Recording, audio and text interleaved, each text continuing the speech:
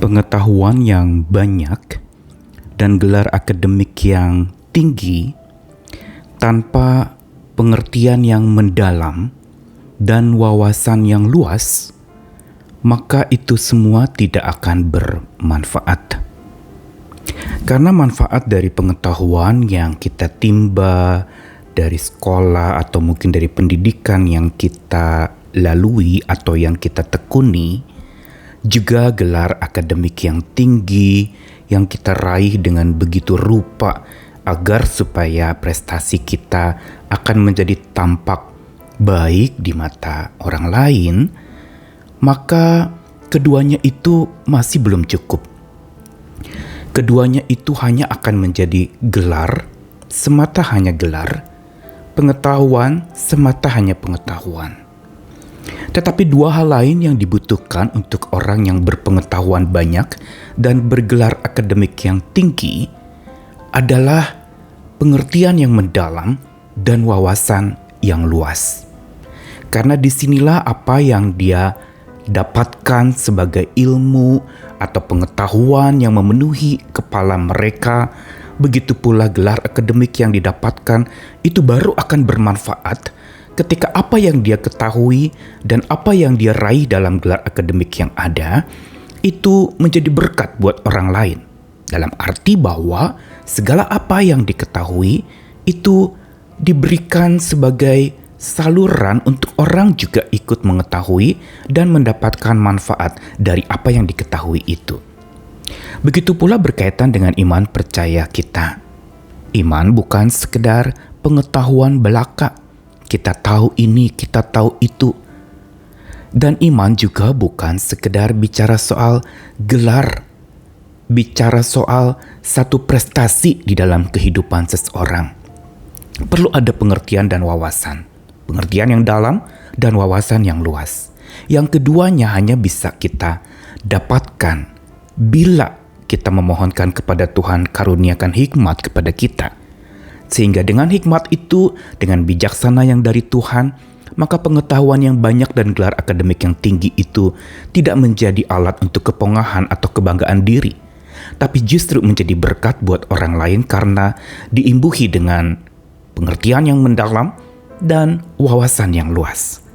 Dan inilah ciri seorang yang bijak, yaitu dia punya wawasan yang luas, yang terbuka pada hal-hal yang baru. Saya Nikolas Kurniawan menemani di dalam Sabda Tuhan. Hari ini masih dari kitab Amsal berkaitan dengan praktik hikmat setiap hari yang kita harus dapatkan dan membuat kita makin bijak di tengah-tengah arus perubahan yang terjadi. Amsal 2 ayat 1 sampai 6 dan ayat yang ke-9.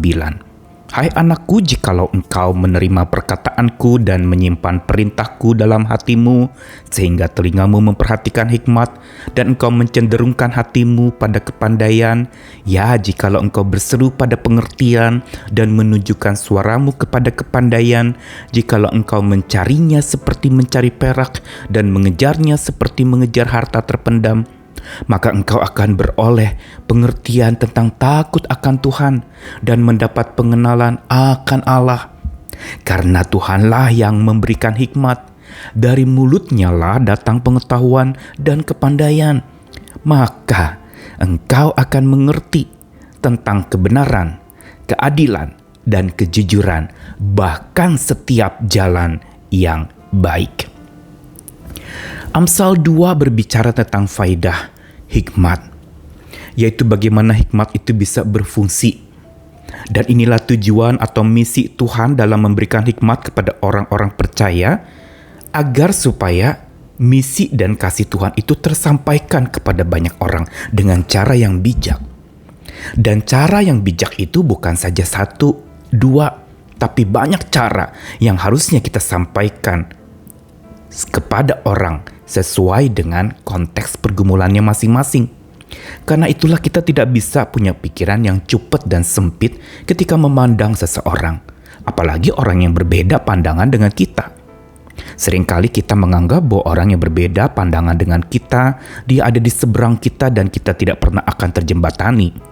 Atau seringkali dengan pikiran yang sempit, Kita seringkali malah menghakimi orang-orang yang berbeda itu seolah kita yang paling benar dan mereka salah.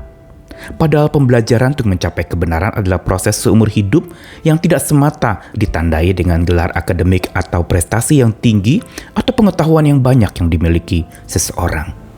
Dan kitab Amsal kembali dengan karakteristik hikmat yang selalu ditekankan di dalam ayat demi ayat, mau menegaskan kepada kita hari ini tentang seorang yang mau menerima perkataan dari hikmat, yang menyimpan perintah hikmat dalam hatinya, yang telinganya memperhatikan hikmat, yang hatinya cenderung kepada hikmat itu atau kepandaian yang dituliskan di sini, dan juga berseru kepada pengertian serta menunjukkan suara pada kepandaian seperti mencari perak dan mengejar seperti harta karun yang terpendam, maka dikatakan mereka akan beroleh pengertian tentang takut akan Tuhan dan pengenalan akan Allah.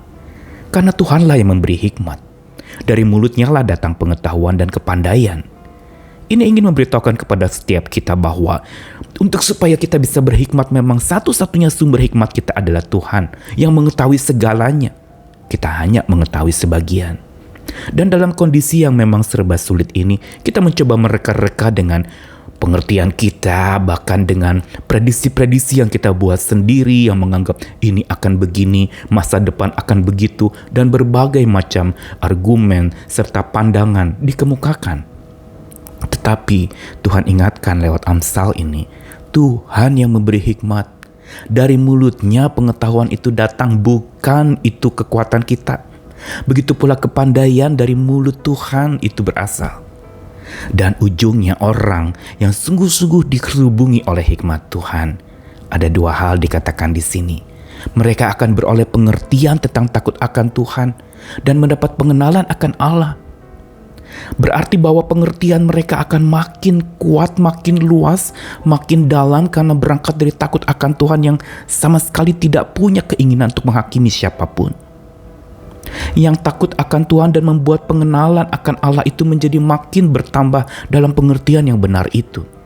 Sehingga dari situlah, maka yang kedua fungsi hikmat itu akan menyebabkan seseorang akan mengerti kebenaran, keadilan, kejujuran, dan setiap jalan yang baik.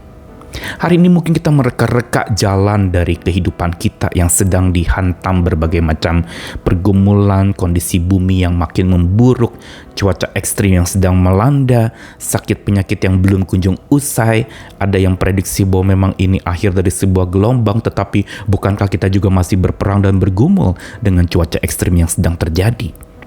Saat inilah kita sangat butuh bukan pengetahuan yang banyak sesungguhnya, bukan gelar akademik yang tinggi sesungguhnya, tetapi wawasan yang luas, yang berarti terbuka pada hal-hal yang baru, yang karena hikmat Tuhan menyelubunginya, maka ia memiliki pengertian yang luas dan pikiran yang terbuka pada hal-hal baru yang dihadapi. Sekalipun hal baru itu masih terasa asing bagi orang itu. Hari ini kita dihadapkan pula di tengah-tengah kondisi dan arus perubahan yang begitu deras mengalir. Kita dihadapkan kepada kesiapsediaan kita untuk menghadapi perubahan itu. Dan berarti di dalam menghadapi perubahan kita akan menjumpai hal-hal baru yang bisa jadi tidak akrab dengan kita, atau kita menolak itu, kita anggap itu adalah sesuatu yang menyusahkan, menyulitkan, ribet, sekarang ini mau ibadah aja harus begini begitu. Dan kita lalu kemudian menghakimi perubahan itu, meminta untuk tidak terjadi perubahan, dan saya mau status quo saja, sama seperti yang lalu. Yang dulu lebih enak daripada yang sekarang. Ingat kita pengkhotbah katakan, bila kita katakan yang dulu lebih enak dari yang sekarang, bukan berasal dari hikmat. Dan ini yang Tuhan ingin ajarkan kepada kita hari ini. Untuk supaya kita bisa menjadi pribadi yang diselubungi oleh hikmat Tuhan, memiliki pengertian yang luas, pikiran yang terbuka kepada hal-hal yang baru. Mari sambutlah hal-hal baru itu dengan kekuatan Tuhan, tentunya bukan dengan kekuatan kita. Kalau ikuti keinginan daging kita, mungkin kita maunya yang dulu saja. Kita masih rasa asing dengan hal-hal yang baru. Saya udah capek belajar yang baru, saya lebih suka yang lama. tapi hikmat Tuhan akan menuntun kita kepada hal-hal yang baru di depan kita. Dan dengan tantangan yang berat di hadapan kita, mari bersama dengan Tuhan yang selalu bersama dengan kita, menyertai, menguatkan, dan hikmatnya selalu menyelubungi kita. Mintalah hikmat Tuhan, penuhi hatimu, pikiranmu, supaya engkau siap dan terbuka kepada hal-hal baru yang akan terjadi di hadapanmu. Tuhan mengasihi kita sekalian. Amin.